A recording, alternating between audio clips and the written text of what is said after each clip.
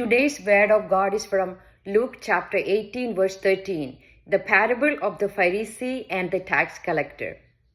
But the tax collector stood off at a distance and would not even raise his eyes to heaven, but beat his breast and prayed, "O God, be merciful to me, a sinner." Jesus described the posture and prayer of the tax collector, who stood at a distance and would not even lift his eyes to heaven, showing deep humility and sincere repentance. Unlike the Pharisee, who proudly listed his good deeds and compared himself to others, the tax collector did not try to justify himself.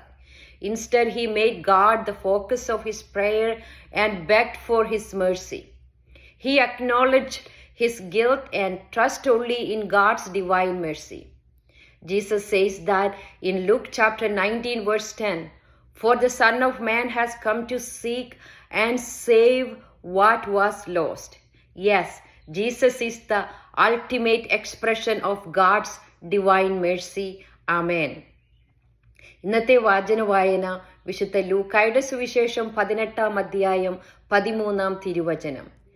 ഫരിസേയനും ചുങ്കക്കാരനും.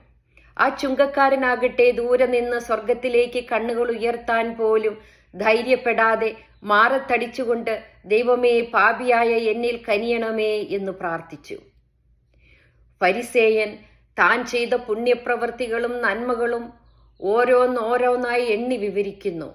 "ഞാൻ മറ്റുള്ള അക്രമികളായ മനുഷ്യരെ പോലെയല്ല, നീതിരഹിതനല്ല, വ്യഭിചാരിയല്ല, ഈ ചുങ്കക്കാരനെ പോലെയല്ല." അങ്ങനെ ഫരിസേയൻ തന്നെ വാനോളം പുകഴ്ത്തുന്നു. ചുങ്കക്കാരനാകട്ടെ സ്വയം ന്യായീകരണം നടത്താതെ എളിമപ്പെടുത്തി തൻ്റെ പാപാവസ്ഥ ഏറ്റുപറഞ്ഞപ്പോൾ ആ ഫരിസേയനേക്കാൾ നീതീകരിക്കപ്പെട്ടവനായി വീട്ടിലേക്ക് മടങ്ങിപ്പോയെന്ന് യേശു പറഞ്ഞു.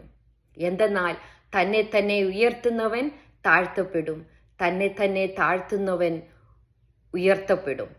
Let's approach the throne of grace with a contrite heart. നമ്മുടെ കർത്താവായ യേശു ക്രിസ്തു വഴി നമുക്ക് അനുരഞ്ജനം സാധ്യമാക്കിയ നമ്മുടെ ദൈവമായ കർത്താവിൽ നമുക്ക് അഭിമാനിക്കാം. Saint Leobinus, pray for us. Ave Maria, praise you Jesus.